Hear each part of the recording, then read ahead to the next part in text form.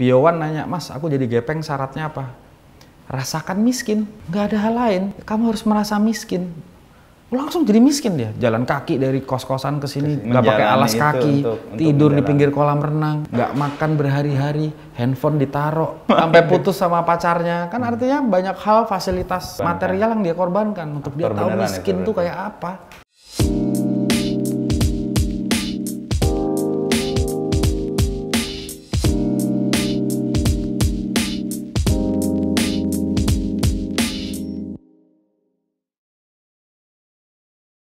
Fajar Nugros, gimana Gros kabar? Alhamdulillah baik Mas Wisnu. Mas Wisnu sama Mas Inu. Kita membuktikan bahwa kita bukan kembaran kan? Paling capek jawab di medsos tuh, halo, gua, Soleh, sama Adib. Mas Adib ya? Sama satu sebenarnya, mantan Menak. Oh iya. Mas Lukman ya? Mas Lukman, tapi kadang-kadang Saifuddin. Aku paling suka itu sama beliau itu. Pernah ketemu di sebuah acara ya, dia kayaknya baru mau pulang, aku baru datang. Terus aku ngeliat dia nyebrang jalan menuju mobil dinas pada saat dia masih jadi menteri loh. Oh iya, nggak dijemput? Nggak dijemput, maksudnya dia kayak keluar dari rumah itu, kemudian berdiri di pengadilan, kayak Pak Menak deh. Terus aku mau nyamperin, dia udah nyebrang set ke mobilnya gitu. Wah, aku rasa kita jarang ngeliat pemimpin-pemimpin kayak gitu ya, pejabat-pejabat kayak gitu, dan dia oke lah. Dia nggak menunggu dilayani, tapi dia yang menjemput layanannya. Iya kan gitu ya, maksudnya kita Indonesia tuh udah harus berubah gitu, apa gitu. Gitu sih. Sekarang lagi sibuk apa, Gres? Setelah kemarin Feel yang Mustahil itu tour dan kayaknya lo capek tapi gembira kayaknya. Iya, sebenarnya kalau mau curhat, ini aku belum pernah ngomong ke siapa-siapa ya. Maksudnya kemarin habis promo Sri Mulat, terus di tengah-tengah promo tuh aku merasakan sesuatu yang aku belum pernah rasain gitu loh Mas. Maksudnya Sri Mulat kan aku yang bikin sendiri sutradaranya, nulis, kemudian PH-nya juga ada akunya, Idean Picture sama MNC gitu. Jadi ketika film itu rilis, loh responnya kok di luar, aku belum pernah mendapatkan respon seperti itu di film-film sebelumnya ya. Gitu. Satu dekade bikin film, Mas Riri komentar, Mas Joko Anwar komentar, kemudian Mas Hanung komentar gitu, dan banyak lagi gitu, dan responnya tuh kayak mereka tuh kayak speechless ngelihat filmnya gitu ya, maksudnya bahagia apalah gitu. Oh, seneng kan aku, berarti apa yang aku rencanakan, apa yang visiku gitu di film itu tuh works gitu. Nyampe gitu. Jadi aku mengalami perasaan yang belum pernah aku rasakan gitu selama satu dekade. Iya, aku juga belum pernah ngomong apa kayak mengenali perasaan itu kan baru-baru sekarang karena anakku psikologi. Ya, terus kita punya kesadaran terhadap mendengarkan perasaanmu kayak apa gitu-gitu loh. Nah, kemarin waktu promo Sri Mulat kan, Sri Mulat rilis, aku nulis, aku sutradara, ini film komedi yang ya aku punya pengalaman banyak di komedi, PH-nya punya aku sendiri, Idean Pictures, ada MNC-nya, iya. Ketika rilis tuh responnya aku belum pernah merasakan komentar orang yang kayak gitu. Mas Riri, Joko, Mas Hanung, dan beberapa orang film lain yang aku respect banget ke mereka gitu. Cuman kan kemudian penontonnya nggak seperti harapanku lah gitu. Sebagai sutradara, aku selesai, aku seneng dengan komentar-komentar itu ya, sebagai seniman kreatornya tuh aku seneng. Tapi sebagai pemilik studio, ada perasaan lain yang cemas dan sebagainya gitu. Apa yang nggak works, promonya dan sebagainya. Karena menurutku sebagai pemilik studio, aku punya tanggung jawab untuk bisa mempromosikan film ini dengan baik sampai ke penonton, mendapat respon yang baik. Karena kan harus ada kerja keras kru dan ada kerja keras aktor dalam film itu gitu. Apakah bahasaku yang salah gitu? Apakah konten filmnya yang nggak menarik buat penonton? Itu kan berkecamuk gitu. Pada hari yang sama aku dapat email gitu bahwa filmku yang lain masuk ke festival film. Yang apa yang Inang itu? Inang masuk ke festival film di Bucheon di Korea, Bifan namanya, Bucheon International Film Festival. In competition, Bucheon Choice nama levelnya yang paling tinggi di festival itu. Nah itu juga pada saat aku sudah merasa drop gitu ya, down dengan Sri Mulat, reaksi publik penontonnya tentang Sri Mulat, email itu masuk, jadi aku yang naik lagi gitu. Okay. Jadi kayak dalam beberapa hari waktu promosi itu, dan itu posisinya aku ada di dalam bus perjalanan untuk promosi di tengah Trans Jawa gitu ya, yang dalam ada smoking roomnya di belakang dan sendiri, orang nggak berani mendekati ruangan itu, sangat private, dan aku kayak, oh ya aku mau, mungkin aku waktu Sri Mulat aku mikir, wah ini udah puncak komediku di Sri Mulat dan oke, aku harus gimana? Apakah aku break dulu atau aku belajar lagi?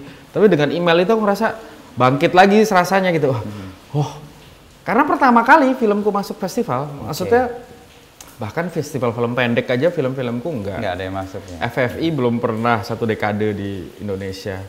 Nah, bikin horor pertama, Inang, masuk festival dan kompetisi gitu. Itu kayak mau teriak tapi oke, harus apa ya gitu loh. Jadi aku ada lagi sedang meresapi perasaan-perasaan itu gitu. Tadi kan ada 2 ya, Gras. Lo melihat sebagai sutradara karena ada respon dari Joko Anwar, dari Hanung, dari Mas Riri dan sutradara yang lo respect ya. Tapi dari satu sisi yang lain adalah dari studio ya, dari penonton dan sebagainya. Apa yang nggak connect di situ sebenarnya? Dan ini bisa menjelaskan lo agak menghilang waktu rilis itu juga.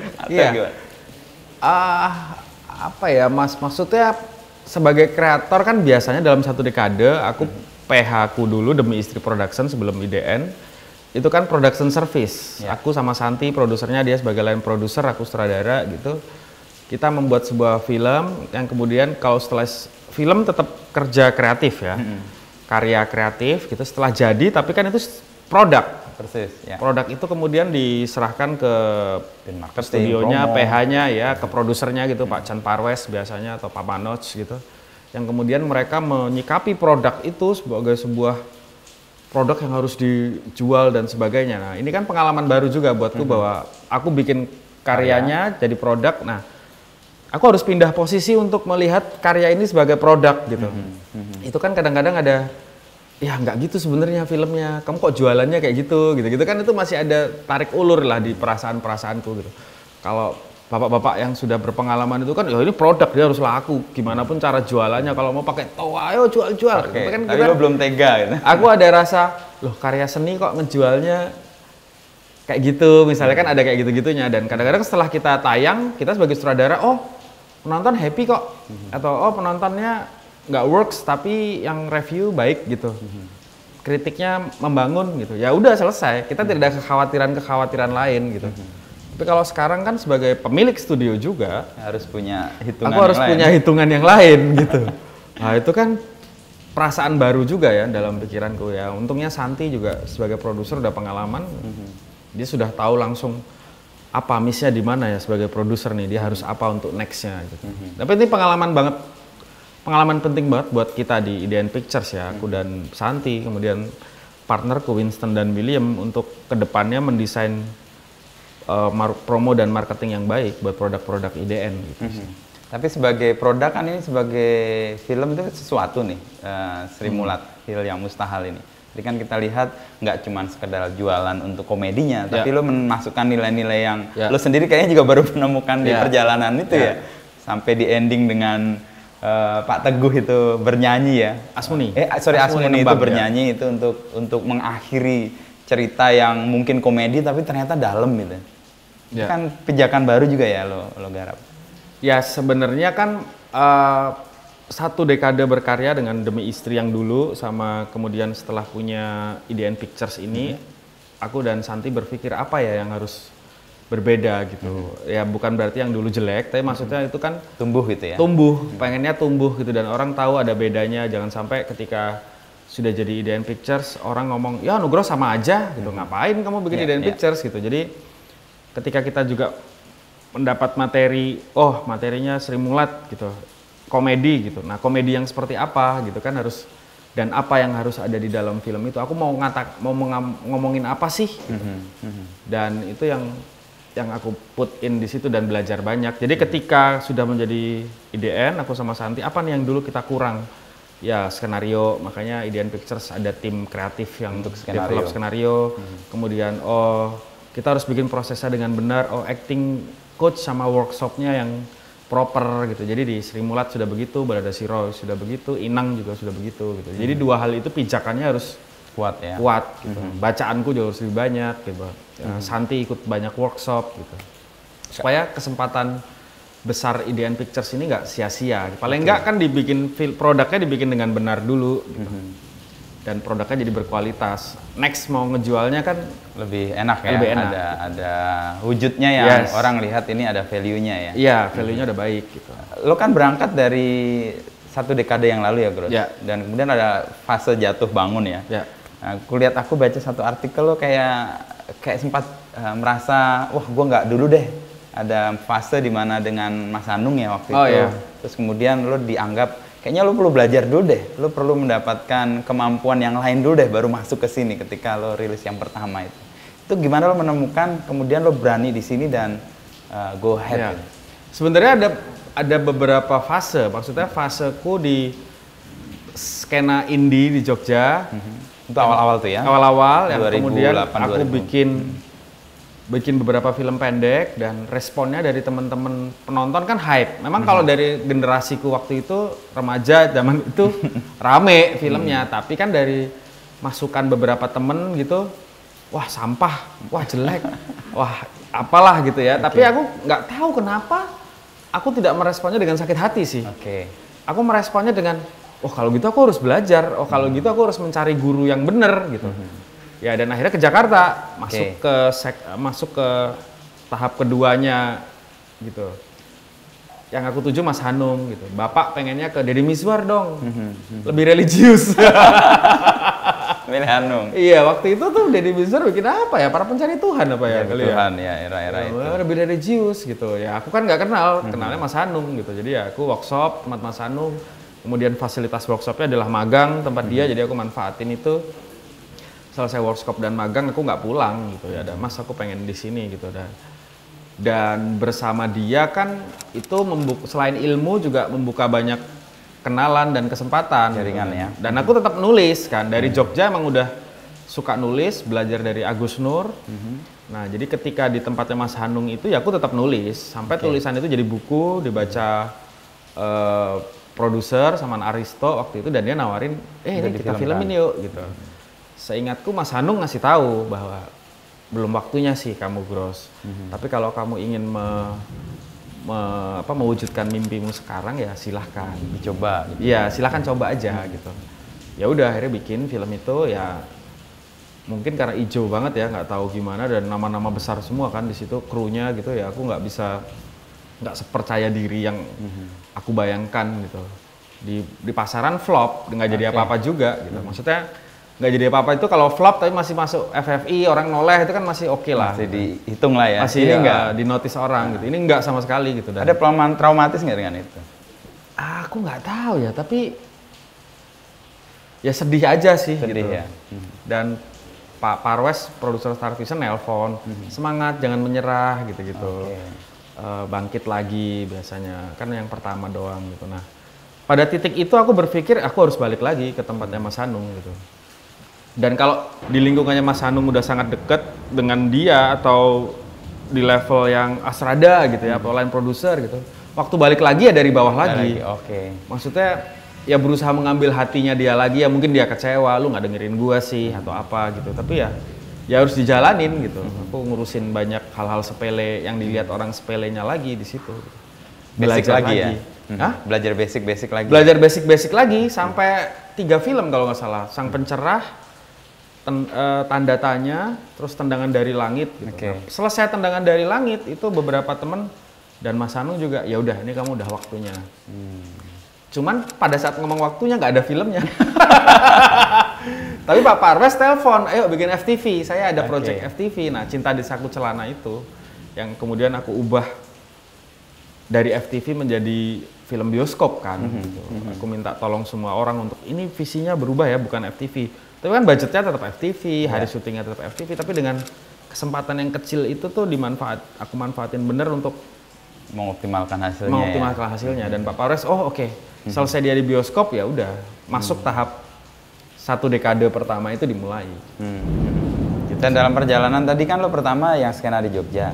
terus belajar sama Hanung, lo mau lepas sama Hanung, lo jangan dulu deh, tapi lo nekat kan, tapi terus lihat hasilnya lo datang lagi ke situ, dapat ruang. Itu kayak gimana ya, kalau Mas mikir orang sudah ada kesempatannya, kita nggak ambil, pasti akan nyesel, nggak tahu kita nyeselnya apa juga ya, pasti kan mending diambil meskipun kenapa dulu nggak nyesel ya, kenapa dulu nggak diambil, kan pasti ada gitu-gitunya, terus mungkin aku bisa sakit hati sama Mas Hanung, bisa apa gitu, bisa jadi ya, kita nggak pernah tahu, tapi begitu diambil gagal nih, bener dia, wasu dia bener, tapi ya udah balik lagi Mas, saya balik lagi ya gitu. Terus di momen apa setelah yang FTV itu lo kemudian berani lagi untuk bikin film? Ya, jadi setelah FTV itu dia di blow up kan, jadi bioskop. Nah pas di blow up itu ditelepon PH lain, udah saya ada cerita remaja nih, kamu mau nggak ngederek ini gini kan? Dan oh boleh Pak, oke.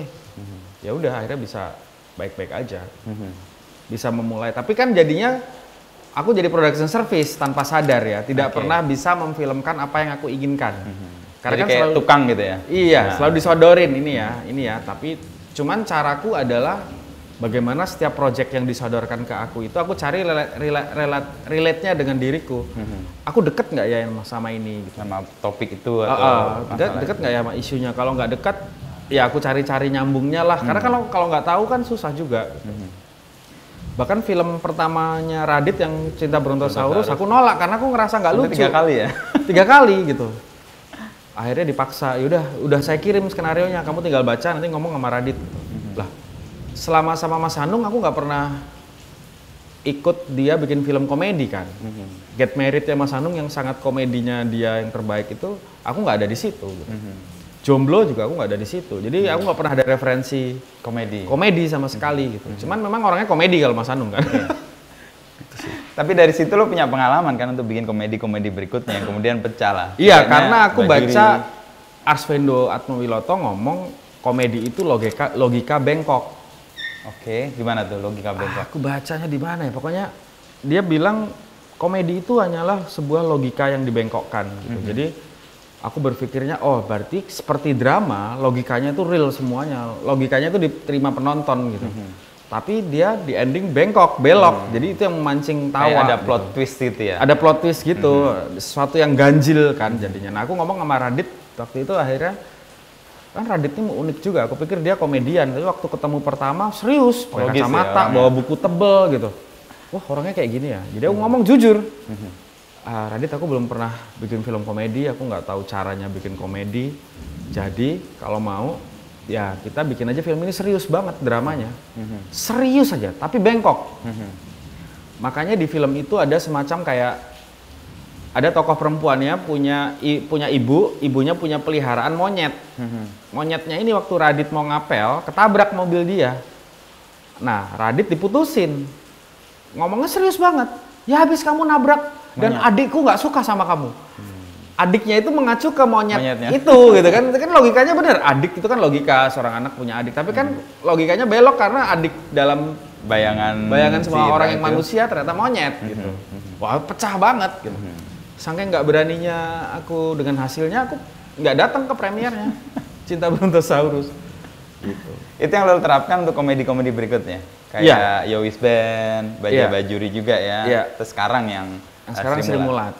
Cuman bedanya kan Sri Mulat punya komedinya sendiri. Persis. Kalau Brontosaurus punya komedinya Radit, Yowis Band punya komedi. Ya, Yowis Band itu yang komedinya bisa kita bentuk sebenarnya. Aku dulu membentuk banget ya. Maksudnya ya ini sama Bayu.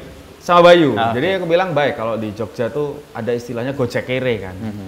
Gojek wong kere. Itu masuk gitu. semua. Nah, itu gimana kalau kita pakai konsep kayak gitu ya. Tongkrongan atau angkringan. Oh ya Mas, oke. Bayunya setuju. Karena Bayu juga bukan komedian kan, dia YouTuber gitu. Akhirnya Yowis Band itu yang kita komedinya bentuk banget. Kalau Sri Mulat kan nggak bisa. Orang tahu komedinya Sri Mulat kayak apa gitu. Dan siapa karakternya yang memakai komedi itu. Nggak bisa asal comot taruh. Nah itu yang complicatednya kan di situ. Dan itu lo bangun juga untuk bikin skenarinya, bikin naskahnya untuk dan Sri Mulat. Paling susah Sri Mulat itu kan kita mempelajari 10 karakter masing-masing. Dan kekhasan masing-masing. Dan hal yang tidak pernah diketahui publik. Dan itu harus dijahit jadi satu timeline beberapa hari kan, udah berangkat dari di Solo, berangkat ke Jakarta dan bagaimana hidup di Jakarta beberapa hari. Itu kan sejarah bertahun-tahunnya Sri Mulat kita jadikan diringkes gitu, dan kayak kamu harus menjelaskan logikanya ke publik tadi. Kayak misalnya kenapa Sri Mulat yang rombongan lawak Jawa Tengah gitu ya, Surabaya, Jawa banget, tapi hantunya Dracula. Hantunya dari Eropa. Iya. Coba itu kan penonton harus dikasih logika terhadap kenapa Sri Mulat kenal Dracula ya. Kenapa nggak nenek lampir iya. ya? Kalau kita nanya ke mereka kan, ya pasti kita membayangkan ada seseorang yang membaca referensi itu dong. Entah Pak Teguh, entah siapa, tapi kan kita nggak pernah tahu. Kita ngejelasin latar belakang satu itu aja bisa satu film sendiri gitu. Ya. Nah, film ini juga harus menjelaskan secara singkat logikanya kenapa mereka punya Dracula di situ. Kenapa mereka ke Jakarta? Kenapa mereka ke Jakarta kan nggak mungkin yuk kita ke Jakarta tanpa referensi tertentu. Film kan harus ada logiknya ke penonton itu tadi sebelum kita bengkokin kan. Dan aku ngeliat beberapa logik yang aku nggak tahu sebenarnya. Kemudian paham. Yang kenapa kok Tarzan pakai baju tentara. Ya. Lalu Tesi kenapa pakai akik-akik dan kalau dalam film kan itu dalam satu hari yang sama kan. Padahal itu kan pencarian panjang kan. Pencarian yang panjang gitu. Pak Tarzan dipanggil Tarzan juga sebenarnya tidak terjadi di Sri Mulat. Dia pentas di grup yang lain dulu, memerankan karakter Tarzan, namanya Tarzan, populer di sana baru masuk Sri Mulat. Tapi di filmnya kan kita nggak bisa menjelaskan Pak Tarzan dengan grup yang lain itu. Kita sedang tidak membicarakan grup itu. Nah, lo kan perjalanan ini bertumbuh nih, Gross. Apa yang lo membuat lo yakin untuk setiap perjalanan itu gua akan mencapai sesuatu, atau ya lo jalan aja ya? Aku tuh dulu ini Mas, baca bukunya Hermawan Kertajaya, pokoknya manusia itu harus ada perubahan tiap 5 tahun. Tiap 5 tahun. Jadi mungkin Pak Harto bener dia bikin repel itu. Jadi selalu coba film indiku dimulai tahun 2022 pertama. 22, 23, 24, 25, 26 ke Jakarta. Ya kan, 27 sama Mas Hanung sampai 27, 28, 29, 2010 bikin film pertama. Yang gagal. Ya kan? Yang Queen Bee ya? Iya, dia 2009 itu. 2009. 7, 8, 9, baru 3 tahun aku udah bikin itu kan, di tengah-tengah 5 tahun itu, memang belum mateng kalau tak pikir-pikir. 9, 10, 11 baru aku bikin lagi si Cinta di Saku Celana. 2012-nya lah ya. Baru masuk 1 dekade Demi Istri Production. Itu 5 tahun ketiga? Iya, 5 tahun ketiga. Gitu. Baru 5 tahun keduanya udah mulai Demi Istrinya selalu bertumbuh, walaupun 10 tahun masih Demi Istri ya. Maksudnya bertumbuh itu kita memulainya dari ngontrak 1 petak ruangan di pinggir kuburan di Haji Naim. Oh ya? Iya, terus sama Santi itu berdua. Kalau persiapan film maghrib bubar karena dekat kuburan. Terus kita pindah, pokoknya ada pindah 3 kantor lah sampai, tapi berusaha naik terus ya.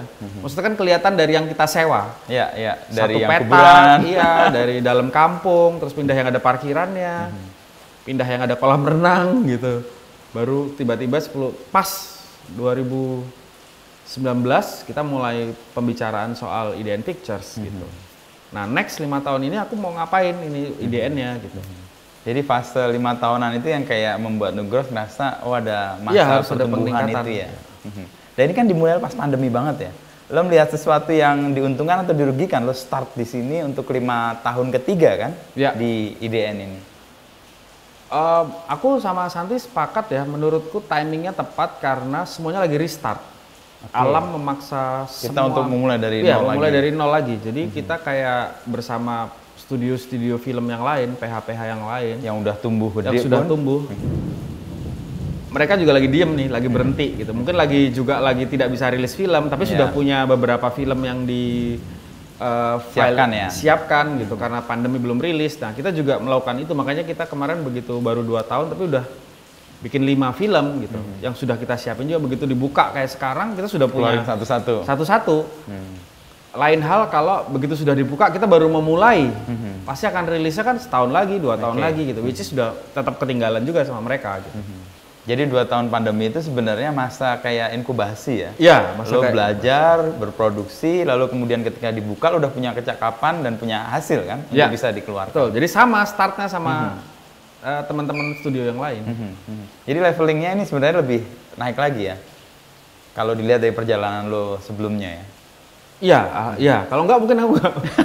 Sampai karyawannya sekarang lupa jumlahnya berapa kan?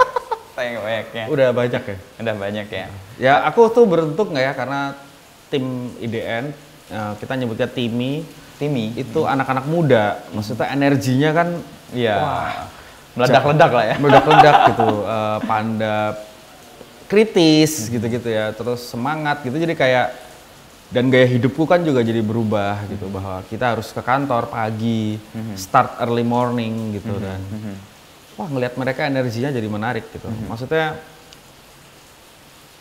two ways lah, antara mereka ngasih masukan dan aku juga memberikan masukan gitu. Perjalanan lu kan dulu kuliah bukan dari seni kan? Hukum. Lo hukum kan? Lalu menemukan ini sebagai lo yang lo yakini akan menghidupi itu sampai mana? Oh, bilo aja nggak ada hubungannya sama ini. Tapi kereta sampai kayak gitu itu gimana? Apa sangkut pautnya tiba-tiba kok ketemu film dan yang lo pilih sebagai jalan ya? Aku tuh nggak tahu ya, tapi kalau diurut-urut itu SD kelas 5 itu aku sudah bikin teater. SD kelas 5 bikin teater? Iya, jadi tapi drama lah, bukan teater yang bener ya. Maksudnya drama-drama. Kita kayak naik kelas gitu, seingatku dari kelas 5 ke kelas 6. Terus ada acara sekolah gitu, dan aku bikin sandiwara-sandiwaraan gitu. Oh, sejak kelas 5 SD? Di SD itu. Nah, tiap tahun di kampungku, kereta api di Pengok itu, Blok F, Jogja, itu ada Agustusan kan. Panggung. Yang aku nggak tahu sekarang masih ada nggak kalau di Jakarta gitu. Maksudnya ada panggung, selalu ada panggung. Di situ tuh semua anak selalu ada yang konser, ada yang ini. Nah, aku tuh sama anak-anak kampung tuh selalu bikin sandiwara gitu. Ketoprak, mungkin aku kebangun dari ketoprak sayembaranya TVRI atau bangun desa gitu ya. Selalu nonton itu kan. Dan pengen ada di kampungku tiap 17 Agustus gitu. Nah, kemudian itu SD SMP, di SMP aku suka nulis. Terus pokoknya aku suka nulis gitu. Nulis apa aja, nah butuh mading. Mading. Jadi karena nggak ada wahananya, aku bikin mading di SMP 12 itu, Jogja. Yang ngisi aku semua gitu. Tak terbitin, yang lainnya akhirnya bisa ngikut gitu. Mingguan atau? Mingguan. Terus SMA. Nah, perpisahan SMP bikin sandiwara radio lagi gitu. Anak-anak selalu inget itu yang SMP. Pindah ke SMA. Udah ada koran kampus kan. Majalah sekolah kan ada Himah. Ya. Himah tuh UI ya? Aku lupa lah majalah sekolahnya apa. Sama sekolahku MUHI dikirim ke bengkel bahasa di Jogja yang ngajar Agus Nur. Aku ketemu di situ sama Mas Agus ketemu di situ. Jatuh cinta aku sama nulis. Wah, nulisnya bisa bagus banget ya. Makannya apa ya? Makanya aku selalu, aku tuh nggak pernah iri sama materi lah gitu. Maksudnya kalau ada orang di selebgram gitu, mobil mewah apa, nggak pernah silau. Handphone nggak pernah silau. Tapi kalau Anggi Nun bikin film science of fiction, wah anjing, ini orang makannya apa ya? Regas bikin film penyalin cahaya, anjing ini nemu cerita kayak gini tuh. Edi Cahyono bikin City gitu. Itu aku merasa kayak kecolongan. Maksudnya aku merasa kayak, jancok aku nggak kepikiran ya. Dia makannya apa, bacanya apa, kok aku nggak bisa gitu. Nah, aku ngulik gitu. Itu sama kedidik kayak zaman dulu Mas Hanung. Karena aku pengen, jadi untuk dekat sama Mas Hanung kan master-dadanya banyak. Untuk bisa dekat sama Mas Hanung, cara satunya yang aku pikir adalah jadi supirnya. Dan itu lo lakukan? Mas Hanung punya supir, namanya Pak Wagirin. Pak Wagirin nggak usah nyupir hari ini ya. Jemput anaknya Mas Hanung sekolah aja nih pakai motor saya, pakai mobil saya. Loh Mas Hanung gimana? Sama aku aja. Jadi, oh ya Mas Hanung udah mau berangkat, set aku udah di mobilnya. Loh Pak Wagirin mana? Jemput anaknya Mas Hanung namanya Bumi gitu. Oh ya udah, ayo Gras temenin. Di mobil nanya, ngobrol sambil nyetir. Iya, makanya aku apal Jakarta nganterin dia meeting kemana. Nah, di mobil dia baca Tempo, baca Kompas, koran gitu ya. Maksudnya pas dia meeting tak baca. Oh, Tempo isinya gini. Dia masuk lagi, dia ngomongin yang ada di koran, Tempo dan tadi. Koran itu udah nyambung. Kan orang kayak dia, mungkin kayak Mas Inu juga. Kalau kita mau ngomongin isu apa kan nggak perlu ngejelasin, nggak enak kan. Misalnya tiba-tiba Mas Inu ngomong, Gros, tadi tuh gila ya anaknya Pak Gubernur Ridwan Kamil belum ketemu. Kan aku nggak mungkin, emang hilang kenapa Mas? Pasti males. Pasti langsung nggak nyambung, pasti kamu nggak baca sih gitu, pasti males. Nah dia nggak bisa, dia tiba-tiba ngomongin isu apa, aku langsung, oh iya Mas itu tuh gini. Lo tau ya kan, bener kan? Jadi koneksinya jadi terus. Dan itu terus kemudian kebuka. Ya kan mau nggak mau, tiba-tiba oke, naik mobilku, kemudian mobilku kotor, dia ngomong, dia ngambilin tuh dulu tiket-tiket tol yang berserakan gitu ya, tiket parkir, dirapihin sama dia. Kamu kalau mau jadi sutradara harus rajin, nggak boleh gitu, kotor kayak gini nih, kaca ini harus bersih karena film itu frame, bagian terkecilnya itu frame. Kayak wah gitu, jadi kan itu kan sesuatu yang mungkin nggak bisa aku terima di workshop kampus atau di sekolah. Iya, kalau atau hanya di kantornya dia nongkrong gitu, enggak. Omongannya begitu, bikin film tuh nggak gitu Gross, bikin film tuh rasanya akan gini. Keluar dia meeting gitu, atau kemudian setelah beberapa waktu dia meeting sama produser, kan aku bukan supir, walaupun aku nyupiri ya, pasti dia nggak enak membiarkanku nunggu di parkiran. Ayo Gross ikut denger jadinya, kalaupun aku ikut denger ya aku tahu diri aja, Mas ini tasnya tak bawa. Ya udah duduk bengong aja, dia ribut sama produsernya, Mama Notch, debat, apa sih yang mereka debatin ya? Oh itu, oh Mas Anung ngototnya di sini, bolehnya di sini gitu. Nah kan aku jadi tahu cara ngomong sama produser yang tidak diajarin dia gitu. Kemudian dia nanya, aku mau Ayat Cinta, kamu behind the scene mau nggak? Oh mau, aku behind the scene. Karena menurutku behind the scene all access. Dia sama produser, aku pura-pura ngerekam. Dia ngomong dengar, iya. Gitu ya. Kemudian dia ngarahin aktornya, ngarahin Fedi Nuril. Apa sih yang diarahin? Cara dia ngarahin? Lo ngerti ya? Karena aku deket banget karena behind the scene, in the name of behind the scene itu kan deket banget. Kalau kru yang lain pasti akan dari jauh ngomong apa sih? Atau nungguin apa sih gitu. Jadi nggak pernah berasa capek. Tiba-tiba 5 tahun aja di Hanung sama dia gitu. Dan perasaan terberat adalah mengorbankan banyak hal kan akhirnya, kehilangan pacar di Jogja, kehilangan hubungan relasi dengan teman-teman di Jogja karena nggak ada waktu untuk dikit-dikit pulang gitu. Ya itu jadi pengalaman yang sangat menariknya tuh di situ gitu. Termasuk lo melupakan mimpi lo kuliah hukum itu. Nah itu menarik sih Mas. Jadi titiknya adalah ketika kemudian aku senang nulis itu, masuk ke UII kan, Fakultas Hukum. Cita-citaku arsitek. Arsitek kuliah hukum? Iya, karena aku pernah ngeliat temanku, bapak punya kos-kosan, so aku ngeliat anak arsitek punya meja gambar keren banget gitu. Wah anjing keren banget ya kalau kamar punya. Waktu balikin formulir, laki semua. Belok badan. Ini laki semua nih. Yang sebelah kan masih loket-loket ya, belum online. Itu belum online. Mbak, fakultas apa kok cewek semua? Fakultas Hukum Mas. Oh pindah, aku langsung pindah. Set. Karena aku habis itu, sebelumnya aku nonton Devil's Advocate, Keanu Reeves kan. Wah seru banget ya jadi. Paling nggak tahu lah pekerjaan lawyer pengacara kayak apa. Keren, dan satu kelas nih kayaknya cewek-cewek. UII belum pakai jilbab. Si ayu-ayu lah gitu, kayak Ayu nih.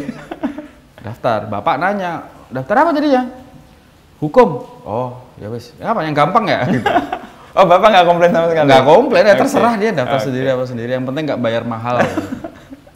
Karena aku ujiannya beneran tak pikir bayar uang gedungnya cuma 500.000. Karena ujiannya? Iya gitu, seneng-seneng aja 500.000 kan. Gitu. Udah.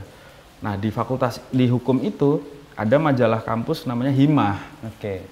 Di perempatan Ciditiro dulu, depan Gramedia. Nah aku SMA itu di Bernas, jadi wartawan. Wartawan sekolah, karena tiap minggu ada cerpen. Lo mulai di situ? Iya, ngincernya di situ dulu. Jadi setelah begal bahasa, aku masuk ke situ sama Mas Agus tadi. Setelah diisi Agus Nur, lo jadikan Bernas sebagai cita-citanya hanya pengen ada cerpen aja tiap hari di situ gitu. Kemudian jadi wartawan, diajarin Mas Abi, sama siapa ya? Ignatius Sawabi yang ngajarin jurnalistik. Nah itu membangun kesadaran sosial lah gitu. Maksudnya dengan jurnal kan harus ke sana interview ketemu dan orang, lihat realita. Gitu. Ya. Seneng tiap malam minggu pasti nongkrong di Bernas. Karena seneng banget lihat, aduh dulu filmnya masih disusun-susun kan? Wah gila disusun-susun. Untuk layoutingnya itu. Wah layoutingnya masih pakai lampu meja itu, wah seru banget. Nongkrong di situ tiap malam. Nah pas kuliah, aku masuk Himah. Himah terbitnya 3 bulan sekali, kalau nggak 6 bulan sekali. Terlalu lama. Terlalu lama. Bikin koran aku. Di kampus? Di kampus. Sekarang masih ada di UII korannya. Aku nyari berita, aku layout sendiri kayak di Bernas gitu. Terus tak print kecil ya di letter, kemudian tak perbesar jadi A3. Oh gitu. Tempel di tiap fakultas. Kayak di dinding gitu ya? Iya di dinding doang. Itu udah puas banget kan. Nah suatu hari aku ketemu temenku namanya Darwin. Dia anak UMY komunikasi, temanku SMA, SMA banget lah gitu. Ketemu, Gros, ikutan yuk ke kampusku ada pemutaran film pendek. Apa sih pemutaran film pendek? Datang aja kan, aku datang ke tempat dia, nonton di situ. Acaranya muter film pendek Iva Isfansah dan Edi Cahyono. Air Mata Surga. Wah, semua orang pada bengong ngeliatin karya itu. Gitu. So, fuck. Ini cara bertutur yang berbeda nih, bikin orang tuh terhipnotis. Itu tuh seumur anak kuliahan lah ya, di dalam ruangan gelap di aula UMY Cokroaminoto. Tercengang dengan wah, ya nggak ngerti ya, tercengang mudeng apa orang tuh masih takut tuh terhipnotis lah. Iva berhasil menghipnotis dan aku juga, Win, caranya bikin gimana? Kayak lo tadi ini mangan opo cah. Iya, ini caranya bikin gimana Iva sama ini ya gitu. Cakapan itu. 4Color itu udah 4Color. Ya udah main ke kampusku, di kampus mereka ada Ciko Cinema Komunikasi sama Kine Club UMY. Aku nggak bisa ikut yang dua-duanya kan, karena resmi mahasiswa nih, dua-duanya, satunya Visipol, satunya UMY gitu. Tapi anak-anak ini nongkrong di komunitas namanya Bulldozer Film gitu. Nah, aku nongkrong di situ, terus mereka punya rental DVD dan sebagainya, punya komputer buat ngedit. Nah, aku belajar semua dari situ. Yuk kita bikin, ada festival pendek di SCTV, bikinlah aku di situ. Wah, itu udah mulai nombokin hilang handphone, jual laptop, jual apa aja buat film itu. Review yang pertama, wah nggak bisa nih kalau kita cuma bikin nggak ada hasilnya. Ayo kita bikin film yang bisa ditonton orang, tiket lah 5.000 gitu. Bikin aku Dilarang Mencium di malam minggu. Tayang di bioskop Mataram. Nah, bioskop Mataram aku udah kenal, akrab, karena tiap malam minggu nonton midnight. Kenal sama bapak lah, masuk tuh bayar tiketnya ke pegawainya. Nggak beli di loket, udah gitu. Karena nempel-nempel, karena duitnya kan udah nggak ada. Maksudnya nggak selalu punya duit kan. Nempel, Pak, saya boleh nggak muter film pendek? Kan Mataram itu mulai tayang jam 1. Mulai show pertama tuh jam 1. Jadi jam 10 sampai jam 12 kosong. Lo pakai jam itu? Pakai jam itu. Aku ajak Darwin makan di Cak Koting, bebek depan itu. Makan saya tak ajak ke bioskop, Win. Aku berencana muter film pendek kita itu di sini. Mbuh piye carane. Tapi kan nggak bisa di blow up, Jar. Ya makanya tugasmu mikir itu. Aduh, aku bajingan, aku ditipu. Aku udah makan enak, suruh mikir. Ternyata ada tugas. Ya ternyata ada tugas. Akhirnya pinjam LCD proyektor, sound sistemnya masih bisa nyambung. Jadi pakai LCD, pakai handycam, sebagainya tayangin di situ.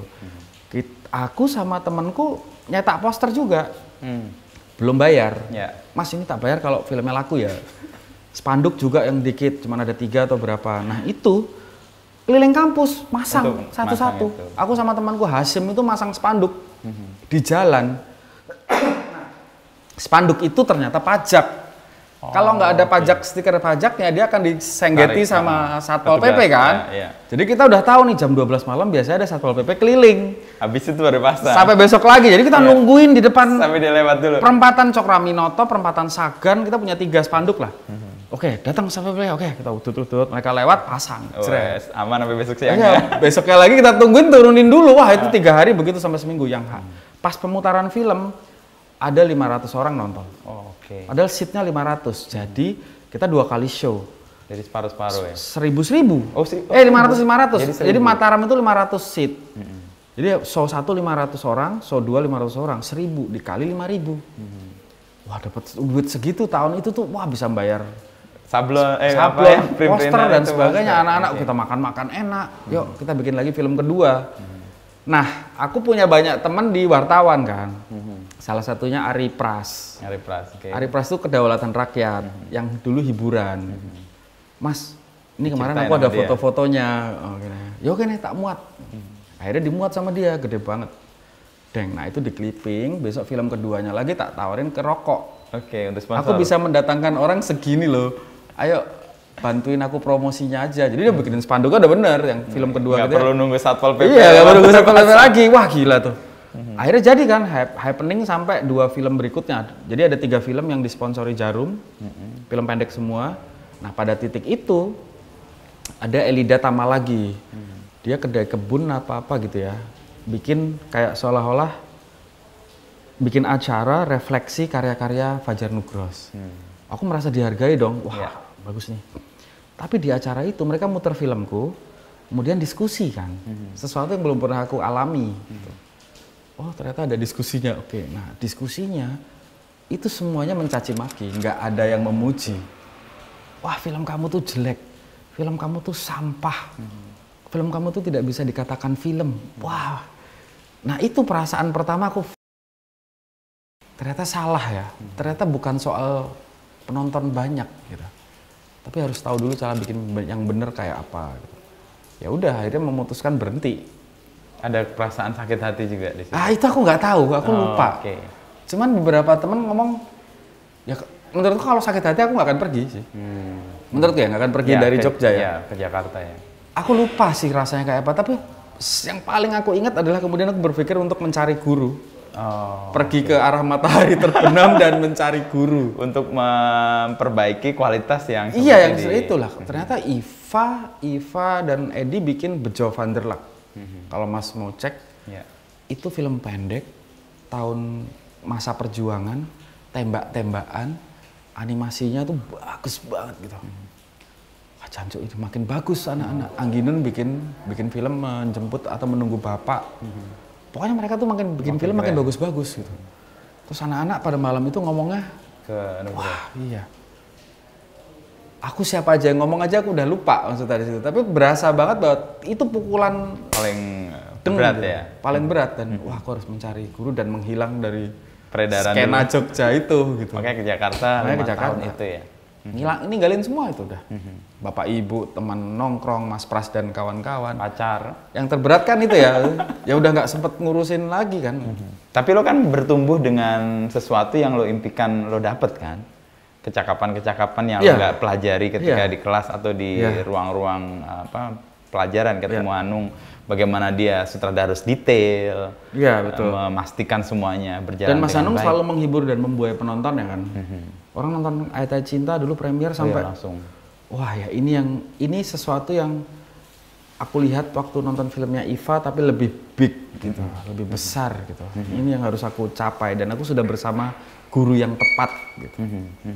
Dan dari 5 tahun dengan Mas Hanung itu lo kemudian memberanikan diri untuk main di sesuatu yang lo anggap udah memiliki kecakapan di film itu. Iya, walaupun akhirnya kita tetap ya ternyata skill ini adalah kalau kamu sering melakukan kamu akan tahu problemnya apa ya gitu. Ini kan film kan harus well plan, tapi kan bikin film itu membangun ceritanya juga membuat masalah kan. Film kalau nggak ada masalahnya kan nggak akan jadi seru juga kan. Artinya kan selalu akan ada masalah dalam film, tapi kalau kamu sudah punya daya kuat dan tahu mau bikin apa, itu yang paling bisa kamu lakukan. Dia itu selalu ngetesnya tuh waktu itu kayak, kamu mau bikin apa sih? Mas Hanung tanya. Iya, sambil lewat.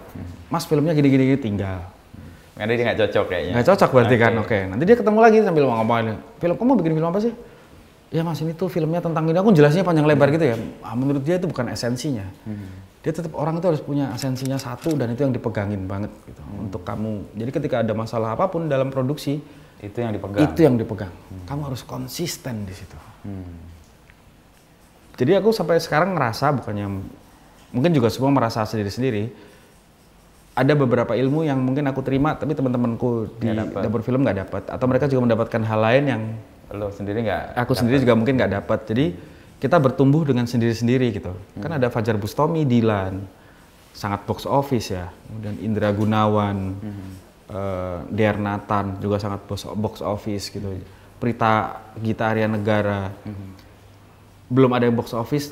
Kemarin box office Surga Yang Tak Dirindukan, tapi sebelumnya masuk FFI langsung film pertamanya Salawaku.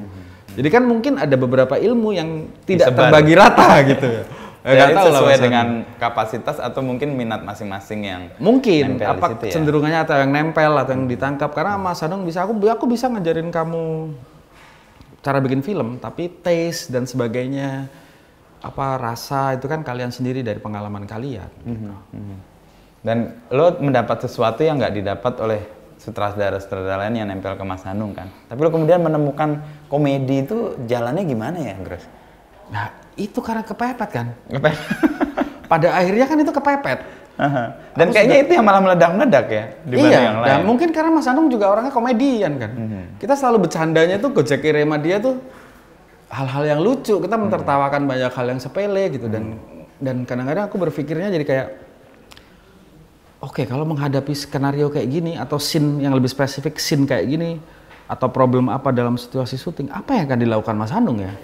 Akhirnya itu jadi panduan kan, walaupun kita nggak pernah tahu mungkin dia akan melakukan hal yang sama atau tidak. Tapi kayak jadi peganganku aja, oh HB akan melakukan apa ya? Jangan-jangan keputusannya akan begini, kadang-kadang keputusannya akan begini. Itu jadi kayak guiding gitu, walaupun orangnya nggak ada. Nah ini 1 tahun, 1 dekade sama Pak Parwes sebagai produser dia, yang selalu duduk di ruang editing. Kemarin aku saat mengedit semua film-filmku yang setelah nggak ada dia, dia seolah-olah ada di ruang editing. Oh, jadi dia masih kayak hadir aja ya? Kayak hadir aja, Pak Parwes akan melakukan apa terhadap ini ya. Dan itu editornya jadi berasa gitu. Oh iya ya, Pak Parwes akan begitu. Ya, orangnya nggak ada loh. Itu kayak pengalaman berharga banget kan.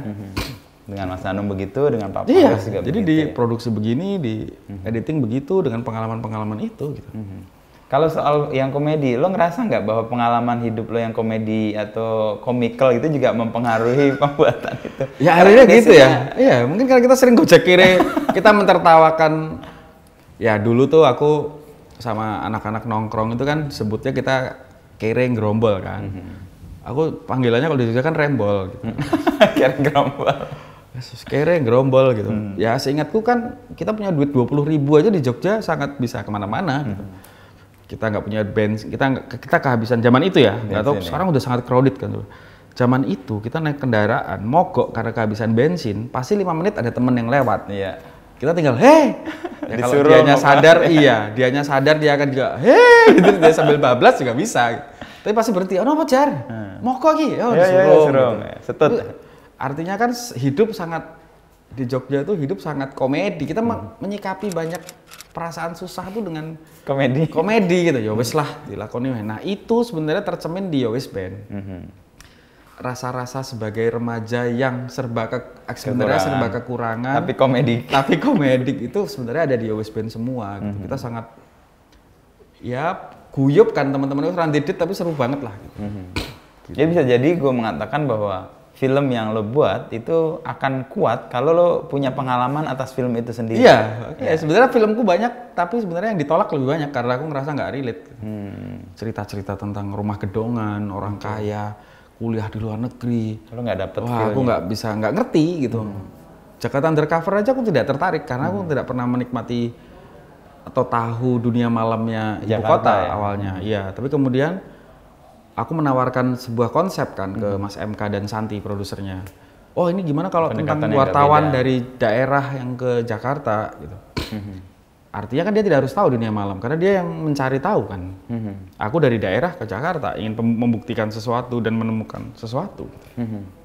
Jadi untuk perkembangan berikutnya untuk lo bertumbuh lo berarti mencari kegelisahan-kegelisahan baru juga ya? Nah itu yang akhirnya aku pikir ya, bahwa setelah punya istilahnya kesempatan sebesar Idean Pictures ini, apa yang harus aku suarakan? Masalahnya ternyata beda lagi kan. Kalau dulu kan terbiasa disodorin, nih lo kerjain gitu. Kalau sekarang kan, dan nggak mungkin hanya aku doang. Ya karena mengingat banyak orang. Makanya aku banyak menonton podcast, menonton banyak acara YouTube, kegelisahan teman-teman di interviewnya Mas Inu gitu. Oh mereka dari mana ya mencarinya gitu kan. Ria Peppermoon, kegelisahan cerita-ceritanya dari mana, Farid Stevi, apa yang dia lakukan, kok dia bisa melakukan itu kan pasti ada motivasi yang meletupkan gitu loh. Nah itu aku ngedengerin Juki, dia ngomong apa di acaramu. Maksudnya kan itu kan, supaya aku mencarinya tidak salah. Apa sih yang digelisahkan publik pada umumnya dan aku bisa suarakan itu lewat film gitu. Akhirnya larinya kan ke situ. Dan kegelisahan itu lo rawat dengan cara apa? Berelasi dengan generasi berikutnya kah? Atau berdiskusi dengan banyak orang? Atau ya lo alami ya lo refleksikan aja? Yang film sebelumnya apa sekarang? Ya untuk perkembangan berikutnya film-film. Nah itu yang sedang dicari sebenarnya formulanya. Maksudnya apa dari ya aku tetap membaca koran, aku masih langganan Kompas cetak sampai hari ini. Tiap pagi sebelum pergi, iya loh aku tiap pagi sebelum pergi baca dulu. Kayak seolah-olah untuk tahu apa sih yang terjadi di dunia pada saat aku mau keluar gitu. Kegelisahan yang di belakang sosok-sosoknya aku klipingin itu masih karena untuk tahu apa sih yang sekarang tuh bisa kita gelisahin karena isunya harus lebih global menurutku ya. Problem kita di karya-karya film Indonesia itu menurutku masih sangat lokal. Kayak contohnya filmku aja maksudnya atau film lain mungkin enggak ya tapi maksudnya filmku ya West Band itu kan hanya pencarian jati diri. Ya, anak. Which is itu terlalu Indonesia banget lah. Mungkin di luar negeri udah bukan jati diri lagi masalahnya di anak SMA gitu. Tapi isunya kurang sesuatu yang global yang orang lain juga merasakan hal yang sama gitu. Jadi mungkin sound suara kita hanya lokal gitu. Nah, kedepannya aku pengennya coba ini isunya yang kita banget, penggambarannya kita banget, tapi suaranya sangat global. Gitu. Kayak Parasite kan ketimpangan sosial. Dan terjadi di semua belahan dunia gitu, walaupun dia gambarinya di Korea gitu. Nah, kita tuh kurang resonate-nya tuh. Nah, kegelisahan itu yang sedang aku cari, aku rumusin, aku belajar banyak, ketemu banyak orang gitu sih. Jadi poin yang mau ditemukan itu mungkin simple atau mendasar, tapi itu jadi persoalan. Iya, jadi persoalan banyak orang. Oh, besar ya gitu. Penyalin cahaya kan actually KS sedang menjadi isu kesadaran banyak orang di dunia. Gitu. Nah, jadi itu kan, muncul jadi diterima juga oleh publik yang lain. Iya, entah apa yang dimakan Pregas sampai dia bisa punya sense yang segitu besar kan. Dan aku 1 dekade tidak kehilangan sense itu kan. Gitu. Dan kepada orang-orang di luar yang sudah bekerja di dunia ini, lo punya keinginan untuk belajar apa? Karena lo kan lihat selalu silau dengan kecakapan orang gitu ya. Kecakapan apa yang rasa lo perlu dikembangin lagi untuk di dunia film ini? Kalau aku sih, yang pertama mungkin respon terhadap situasi sosial ya.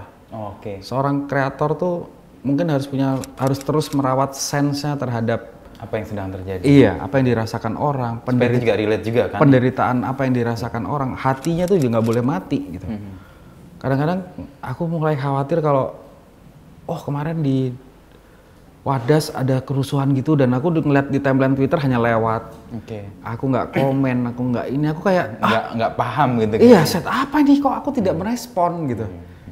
Mulai kehilangan gitu-gitu kan aku bahaya kadang-kadang. Aku balik lagi terus. Aku pelajarin betul baru. Ya, ayo dong. Setidaknya prihatin. Karena mungkin nggak tahu duduk perkaranya, nggak tahu ini. Tapi kan ada kekuatan besar yang resmi kemudian menghajar rakyat. Itu kan pasti sudah ada yang salah.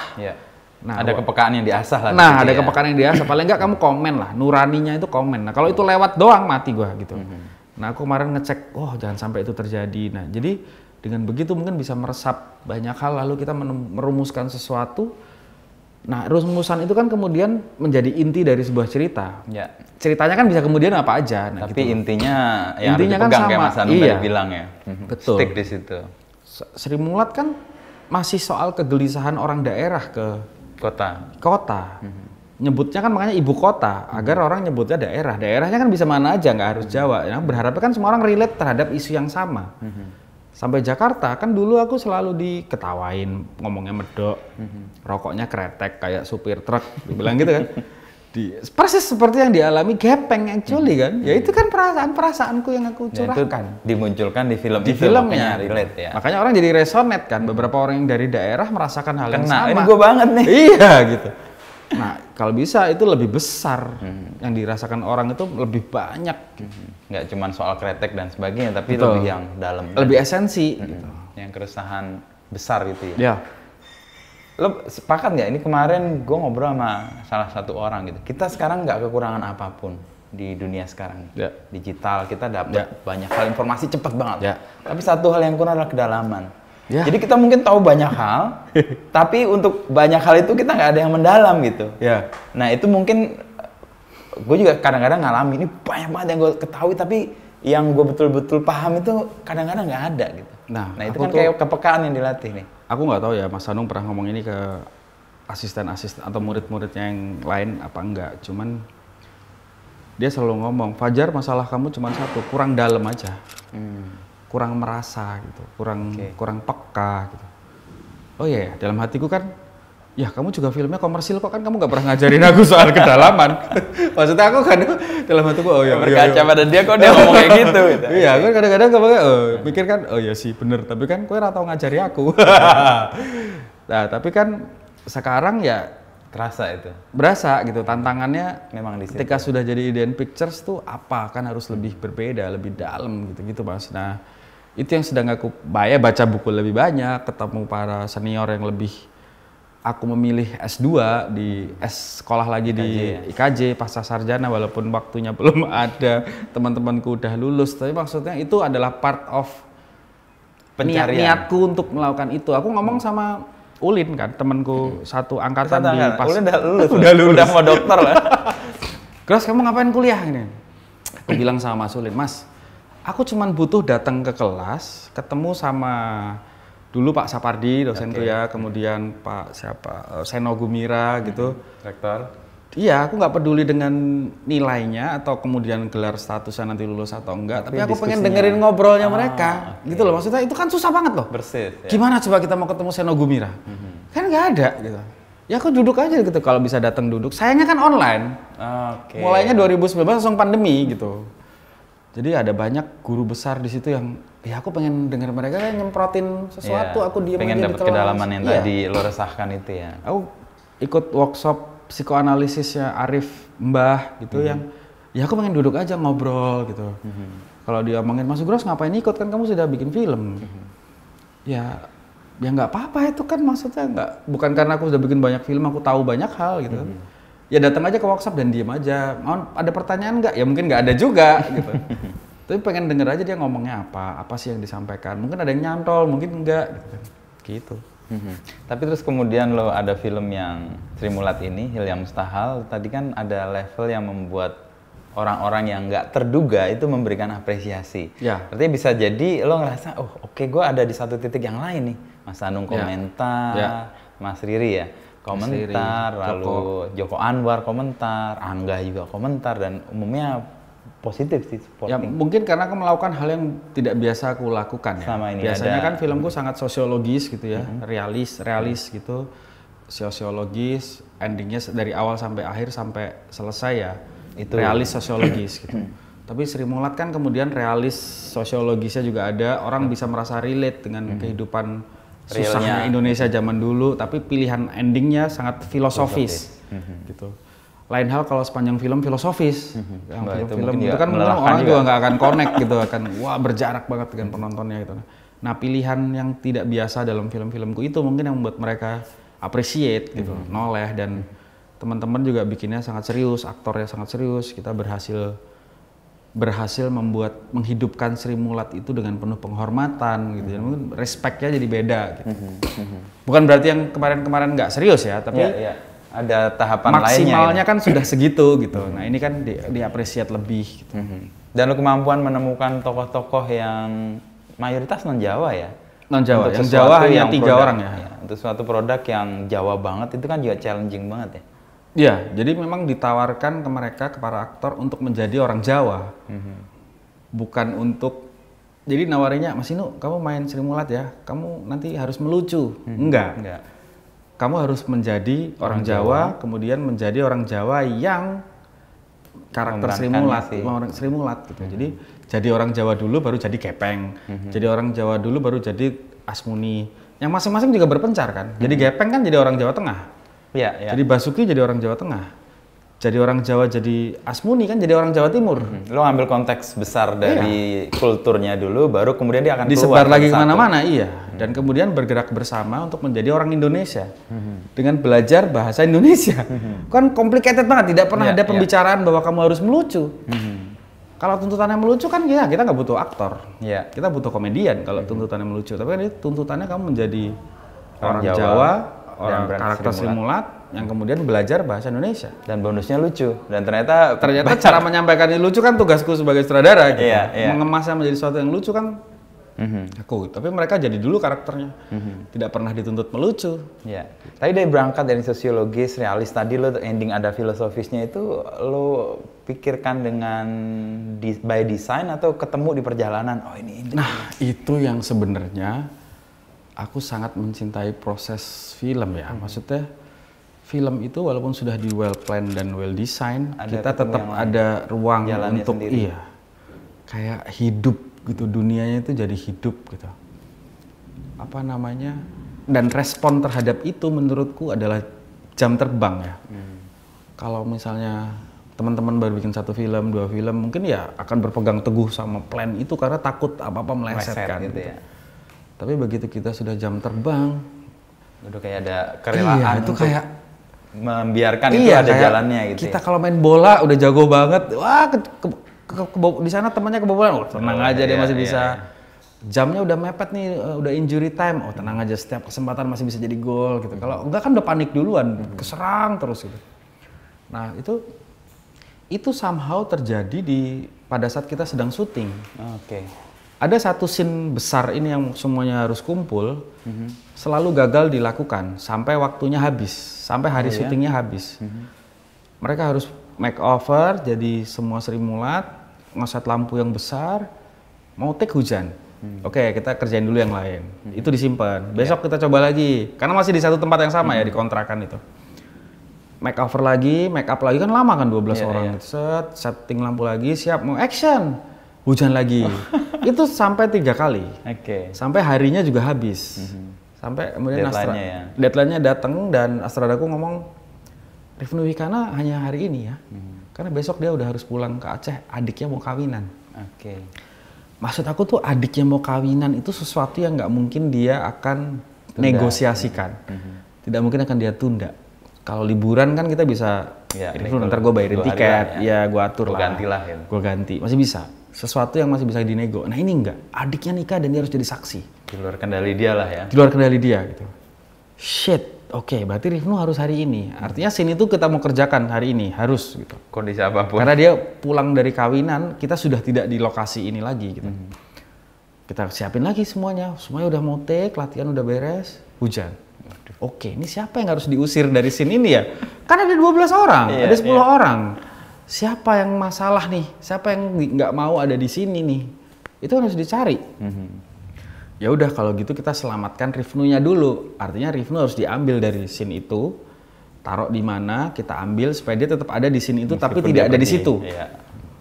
Ya kan? Oke, berarti ini kan editingnya udah, itu kan berarti pemikiran-pemikiran di lokasi yang harus lu cepat improve harus adaptif kan? Iya, kalau enggak kan kita hanya akan balik lagi ke situ, budgetnya akan ngulang lagi, ngeset lagi.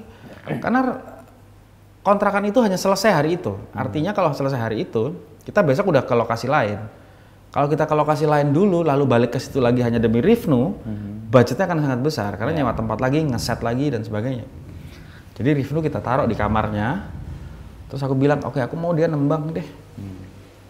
Nah maksud aku nembang karena dianya bukan orang Jawa, dan waktunya mepet, ya aku tidak terlalu nge-push. Jadi, Mas, kamu oke kok kalau cuman sambil motong-motong kumis istrinya itu loh. Ya maksudnya nembang apa tapi gremeng, Mas, apa hanya bersenandung gitu. Bersenandung.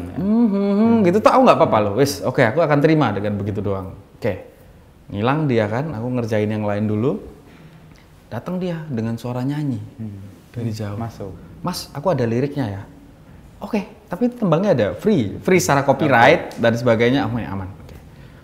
Temanya tahu kan ini tentang apa? Karena di luar anak-anak Sri Mulat itu ngomongin tentang mimpi, kalau mereka sukses akan jadi apa. Oh ya, ini temanya bahasa Jawa gitu, tak dengerin. Oh ya, temanya cocok. Jadi ini ngomongin mimpi, ini ngingetin supaya mimpinya jangan berlebihan. That's the point. Akhirnya kita ambil tuh Rifnu, jepret. Nembang dengan 2 kamera, kita one take. Tapi nggak aku cut langsung ya, tak biarin dulu. Jadi memang dia nembang, panas dulu, gremeng, habis itu dia nyanyi lagi. Ini yang kedapet dia sampai nangis itu. Besoknya kita take yang di luar, tanpa ada Rifnunya. Karena dia harus ke Aceh itu. Karena dia harus ke Aceh. Begitu ending begitu film dicambungin jadi satu. Dek. Masuk, selesai. Jadi filosofis banget. Dan di luar rencana. Tapi dasar-dasar keinginanku untuk membuat dia lebih dalam kan sudah ada. Ya. Kemudian pengalamanku untuk menghadapi situasi di lapangan mungkin itu sudah jam terbang tinggi. Makanya kadang-kadang para aktor itu tidak pernah tahu hasil akhirnya kan. Dia hanya taunya aku disuruh nembang nih. Nanti jadinya kayak apa belum tahu. Kan nggak tahu. Karena yang punya ide. Tapi kan kalau dia kesel duluan, wah aku tiba-tiba harus nembang ngapalin ini, nggak works juga. Artinya mereka juga believe kan terhadap direkturnya gitu. Nah posisi itu kan sebenarnya membutuhkan jam terbang tadi ya? Iya, karena kan di kepala director sudah tahu nih editingnya akan begini dan sebagainya. Nah kita kan kadang-kadang tidak ada ruang atau waktu untuk menjelaskan ke aktor ya, nanti tembangmu ini aku edit loh sama adegan yang ini, nanti jadinya kan kayak gini-gini. Itu pun tidak akan bisa disampaikan ke dia karena nggak ngebayangin juga kan mereka gitu. Menumbuhkan belief orang-orang yang bekerja sama lo ke lo gimana? Nah itu sih Kan egonya para pemain itu juga tinggi-tinggi juga. Actually Mas, itu kayaknya director itu harus punya bakat memimpin ya. Oke. Karena kan menurutku sutradara itu menurut Mas Hanung ya, dia harus bisa mendirect di dalam frame dan mendirect di luar frame. Dan itu menurutku dulu Mas Hanung sangat jago banget untuk dua hal itu ya. Dan seorang pemimpin yang baik itu atau kreator yang baik juga mungkin orang yang sangat mendengar masukan orang dengan baik gitu. Dan Mas Hanung itu orang yang sangat mendengar banget gitu. Doh, aku dulu bisa yang, Mas itu kayaknya bagus dari kiri ke kanan deh. Oh gitu ya? Oke, coba dari kiri ke kanan ya. Nah, bisa begitunya gitu, tanpa harus ada ego bahwa nggak bisa, ini saudaranya aku gitu.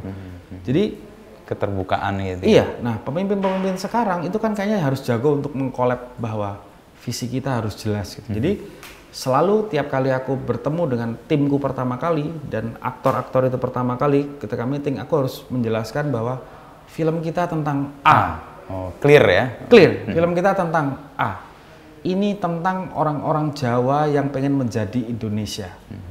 Ditanamkan di para dalam pemain. situ. Jadi turunannya jelas semua. Oke. Tahunnya 81 ya. Wah, kelar semua langsung. Jadi kamu harus punya kayak Pak Jokowi lah. Kita harus revolusi mental. Dan semua fokusnya ke sana semua kan gitu. Kita harus, Indonesia harus merdeka, kita bukan negara. Makanya kayak Pak Harno dulu ngomong, Pak Karno ngomong Inggris kita linggis. Mungkin kan visinya jauh gitu ya. Jauh gitu. Dan orang kemudian mengikuti semua dengan visi yang dengan sudah visi yang sudah diturunkan itu. Kalau dalam cerita klasik kenabian kayak Musa kan, di sana ada tanah janji. Iya, di sana ada tanah jajah. Jadi itu peran pemimpin ya. Nah itu dulu, sorry itu aku harus nyontohin pemimpin luar itu Perdana Menterinya Singapura. Yang eranya Pak Harto siapa namanya? Lee Kuan Yew. Lee Kuan Yew. Katanya Lee Kuan Yew itu, ini nggak tahu bener apa nggak, aku lupa baca di mana, entah Kompas atau pojokan kecil gitu biasanya. Lee Kuan Yew begitu dia jadi presiden, jadi Perdana Menteri, dia mengirim kartu pos tentang gambar sebuah kota di Eropa, dan dia kirim ke seluruh rakyatnya satu Singapura dengan tulisan Singapura akan kita bikin seperti ini. Wow. Jadi menanam mimpi ke semua rakyat yang bahwa akan itu yang akan dituju. Jadi apapun yang dia lakukan, orang melihat believe, iya. Jadi begitu ngumpul pertama kali itu, aku ngomongin visi sutradaranya, kita mau bikin apa. Aku nggak pernah ngomong ini film komedi ya. Percaya deh sama aku, ini lucu banget. Enggak. Aku juga nggak pernah, Mas, angle-nya kamera begini ya. Enggak. Tapi lebih visi ke visinya itu. Musanya lah lo ya. Musanya itu. Biowan nanya, Mas, aku jadi gepeng syaratnya apa? Rasakan miskin. Nggak ada hal lain. Kamu harus merasa miskin. Langsung jadi miskin dia. Jalan kaki dari kos-kosan ke sini, nggak pakai alas kaki, tidur di pinggir kolam renang, nggak makan berhari-hari, handphone ditaruh. Makanya dia sampai putus banget ya. Sampai putus sama pacarnya. Kan artinya banyak hal fasilitas material yang dia korbankan untuk dia tahu miskin itu kayak apa. Itu kan dia terbayar di frame gitu. Semuanya clear mau ngapain. Nggak pernah kita ngomongin teknis yang sepele-sepele yang udah tuh. Karena film direkturnya ada beberapa kan. Ada director of photography, ada art director gitu. Ada musik director gitu yang sudah tahu visinya ini. Jadi art director pasti akan membangun suasananya. Ini akan membangun ini, nggak perlu ngarahin yang detail-detail. Mobilnya kok jelek. Tapi dalam situasi itu malah lo memberi kebebasan para aktor untuk mengisi peran sesuai dengan yang lo mimpikan itu kan? Iya. Berarti lo beri kepercayaan juga ke mereka kan, setelah mereka percaya pada lo. Nah sekarang lo bagaimana membangun mimpi lo sendiri? Lo kan mimpi untuk orang-orang lain nih. Nah lo membangun dan percaya dengan mimpi yang akan lo wujudkan dengan IDN ini gimana? Ya sebenarnya sekarang titik tersusahnya adalah, ternyata sekarang partnya itu lebih besar ya. Maksudnya partnya itu gitu ya? Aku harus menemukan apa yang mau aku bikin di sini gitu. Dengan power yang kesempatan yang segini besar ini tuh harus mencari sesuatunya itu kan juga butuh butuh waktu, butuh ini. Ternyata dulu enak ternyata ya, cuma disodorin. Sekarang kan kita harus lo mikir juga kan, lo beli sendiri. Kita harus yakin ini bagus, harus yakin ini bermanfaat, harus yakin ini ada value-nya. Lo nggak harus mikir cuma harus laku doang kan, tapi sebelum laku, value-nya kan harus relate ke banyak orang. Yang dipegang tadi ya. Itu, kemudian siapa yang akan mengerjakan. Tapi sekarang adalah eranya ketika dulu Mas Hanung itu memberi kesempatan ngajarin banyak orang untuk jadi sutradara. Banyak astradanya jadi sutradara sekarang gitu. Nah, titik ini ternyata sudah bukan buat aku doang. Kesempatan besar ini tuh bukan buat Nugroho semata gitu, tapi sutradara-sutradara muda lain yang dulu orang ngasih kesempatan aku, mungkin ini saatnya aku ngasih kesempatan mereka untuk bisa menjadi seperti lo. Berkaryalah di Theater of Dream ini. Ini apakah ini mimpimu juga? Gitu. Jadi fase itu yang sekarang menjadi kayak tanggung jawab lo untuk menjadi Hanung untuk yang lain gitu. Betul. Nah, di tengah-tengah itu masih harus mikirin produk-produk ya, tetap kerjaan-kerjaan itu sebagai dan juga bisnisnya pasti. Itu kan tambah mumet kan gitu loh. Gitu. Tapi kan setelah lo punya level tertentu, kemudian tanggung jawab itu menjadi berkembang kan? Iya. Artinya kapasitas lo diuji di situ. Alhamdulillahnya Sri Mulat yang rilis pertama sebagai film IDN ya diakui lah. Bukannya aku mau mengklaim gimana gitu ya ngeklaim. Tapi pihak orang lain orang tahu kualitasnya. Kemudian mungkin nanti film yang kedua Inang juga orang udah tahu kualitasnya. Dan akan setelah pada posisi itu ya mungkin orang-orang, aku juga enak untuk ngajakin, yuk teman-teman berkarya di sini gitu. Ada otoritasnya untuk mengatakan karena sudah diakui juga kan misalnya gitu loh. Yang membuat ini terakhir nih, yang membuat lo tetap konsisten di film dan lo ngerasa ini mimpi yang harus lo terus raih, apa Gus? Aku senang bercerita ya Mas. Aku selalu senang dengan cerita gitu, maksudnya ya nyenengin orang tuh dengan cerita tuh kayaknya sesuatu yang candu deh ya, maksudnya menghibur, kemudian orang bisa tertarik, bisa ya yang Sri Mulat aja orang bisa, aku bahagia banget ya nonton ini. Aku jadi denger itu orang, iya, aku tuh sebenarnya 1-2 orang merasakan itu cukup seneng aku gitu. Kemudian harus mikir bisnisnya kan jadi buyar. Tapi kan kepuasan itu bukan kepuasan yang konsumtif kan, lo produktif kan. Artinya lo melakukan sesuatu, ada hasil, lalu kemudian hasil itu yang kemudian membuat lo gembira kan. Ada yang berbeda kepuasan yang konsumtif sih, ya cuma menikmati aja gitu. Tapi kan lo nggak memproduksi. Oh iya.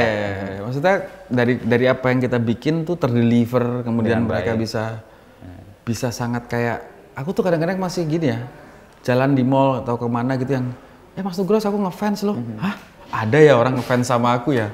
Maksudnya aku selalu, maaf loh, aku bukan aktornya, aku bukan bintangnya gitu. Kamu ngefansnya sama aktor aja. Maksudnya aku tuh ada rasa nggak pede untuk melakukan itu.